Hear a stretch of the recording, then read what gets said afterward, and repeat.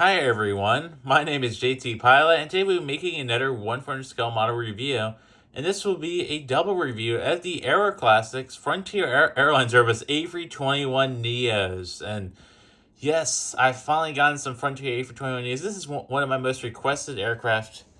Yeah, one of my most requested aircraft that I've wanted for my collection for a long time, and the Aeroclassics have just dropped them in their March 2024 set. So of course I had to buy them. I don't typically review or buy Aeroclassics, but these models have been such necessities for a collection, I decided to go for them, and it'll be a fun review anyway. So in today's video, we'll be doing a double review of the Aeroclassics Frontier Airlines Airbus A321neo and Ozzy the Orca tail. So that's a really beautiful tail. I really love the tails, by the way. They're great. And then Chopper, the Great White Shark tail, A321neo. These are both, they're pretty nice models. They're not as good as if NG were to do them. If NG does these, I'd definitely buy those as well.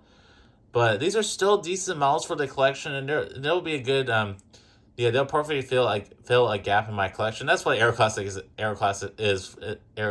is for in the 1/4 scale. They're just a manufacturer that you buy models just to fill in gaps in your collection. So you don't buy them necessarily for the quality, it's just for what the model itself is. So yes, I have just been so excited to finally.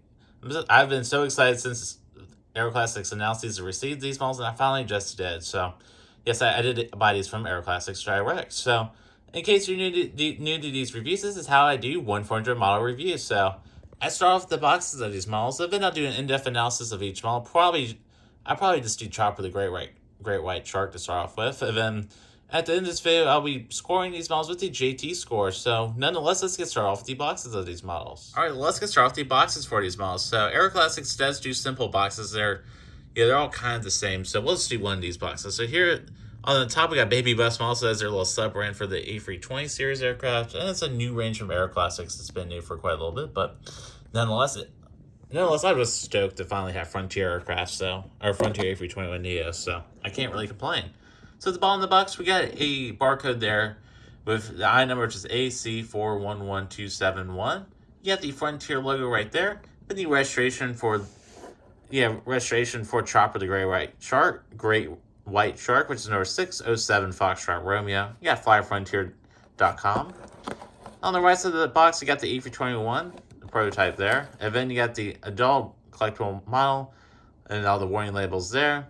And then see more of our products online at aeroclassicsdirect.com. So that's where I purchased these models from. That was the only store to have them for pre-order, so I decided to purchase them from there. Then at the bottom of the box, you get the prototype A320 and A319 aircraft. And then the back of the box, you got a beautiful image here of the prototypes finally together, and you got a little barcode. So, and the other box is practically the exact same. So let's not waste any more time, and let's get start off with reviewing these models. And all right, so let's get started off with Chopper the Great White Shark Airbus A321neo. So let's get started off with the front portion of this model. So starting off with the front portion of this model here, you got the cockpit wings there. They're a little misshaped there. The other A321neo I'll be reviewing later on doesn't have that issue, though, so it's a little interesting. So here you got the cockpit wings, you got the P2s and static ports down there. Not too many details on this model, so it's not as detailed as some of the other 1/4 models I reviewed recently. So you got the L1 door there. You got the nose landing gear. The landing gear on this model is quite simplistic, so that's kind of an Aeroclassics thing. They do roll, though, but I'd rather have detailed landing gear over rolling landing gear, in my opinion, though. Rolling landing gear is kind of annoying sometimes in models, so yes, but you gotta pick your poison with that, basically. Then you got the Frontier Airlines logo there.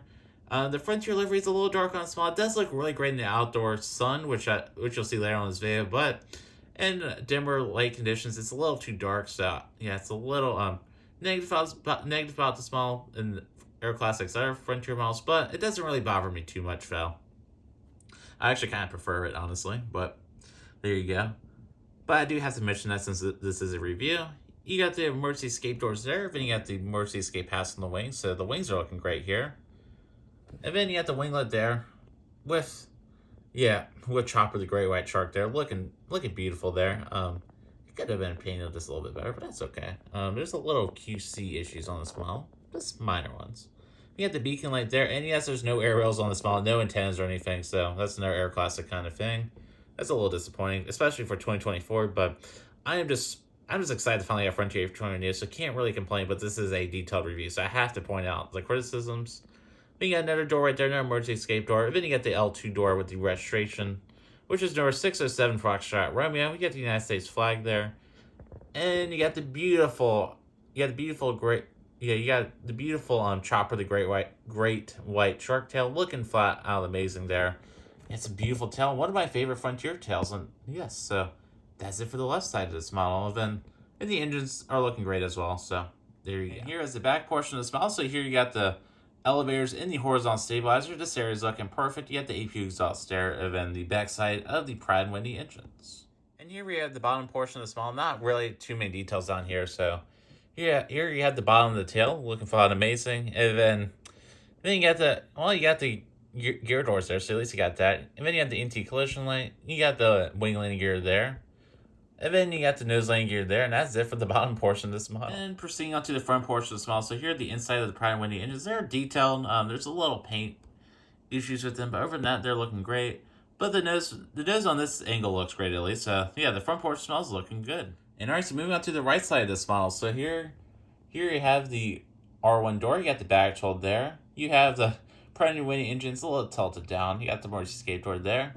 You have the emergency escape door, and then you got the R2 door there, and the beautiful Chopper, the great white shark tail. So that's it for this A321NEO. And alright, so moving on to our next A321NEO, which is Ozzy the Orca tail A321NEO. And basically, this is the exact same model as the other one. It just has a different tail, and the nose section is slightly better on this model. So there you go. So there's a cockpit windows. These are looking better, so that's good. You got the Ozzy the Orca tiles there. So yes, the other model did have the tiles as well. I just forgot to mention it. So there you go. And you got a Frontier livery there. And then you have the beautiful Ozzy the Orca tail there, looking flat and amazing there. And the registration, of course, is different, which is number 610 Foxtrot Romeo on this model. The other model is number 607 Foxtrot Romeo. And yeah, so that's it for the A321NEO. So let's move on to the JT score portion of this model review.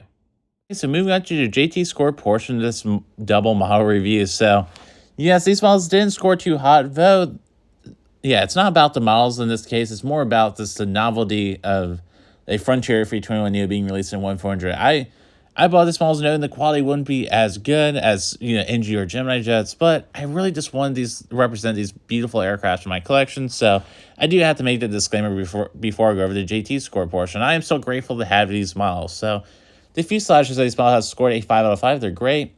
The nose of these models only got a 3 out of 5, mainly just because of the shark nose being a little misshaped, while the Orca nose was a little bit better. The tails of these models have gone 5 out of 5. Aeroclassics did a great job on the tails. They're really beautiful. The wings have gone a 4 out of 5 just because they have a little wing flex to them. The landing gears have just received a 3 out of 5. I mean, you can't really say much about them. They're pretty simplistic. They do roll, but they're simplistic and could be more detailed. The engines have got a 5 out of 5. The Pratt & Whitneys are looking pretty good, so yeah, but there's some QC flaws in them. Then the liveries of these models have gone 4 out of 5. So I would have given them a 5 out of 5 if that's a scoring it on just how it looks. But I did have to deduct a point just because in real life the livery is a little bit more lighter, but overall I do prefer the darker green livery. The printing of these models is really where Aeroclassics has struggled with. I gave them a 1 out of 5. The printing quality isn't too good, and they have missed a lot of details on this model, including even just like printing on aerials or something, just putting little white circles there. There's like none of that, so they're really lacking on the detail department along with the printing department. The aerials have just received a 1 out of 5. I mean, there's really no aerials, so I can't really give them more than 1 point. There is a printed beacon light. If there wasn't that, it would have been a 0. QC of these models, they're good. The QC is fairly good. There's some paint flaws every once in a while, inside the engines, but other than that, QC is a 4 out of 5. And the final score is a 38 out of 50, or a C, a 76%. And I did give these models additional 2 points because they're the first A321NEOs in the 1/400 scale from Frontier. And alright, folks, so this concludes this model review for the 2 Frontier Airbus A321NEOs from Aeroclassics. So even though the quality of these models isn't the best, I am just so excited to finally have Frontier A321NEOs in my collection, to finally represent them at my Jacksonville Fictional Report and the Random Model Report update series, because Frontier does send these aircraft all over the United States, and they're getting more in their fleet. And plus, I really love the tails of these models, and probably no other manufacturer will do these exact same tails.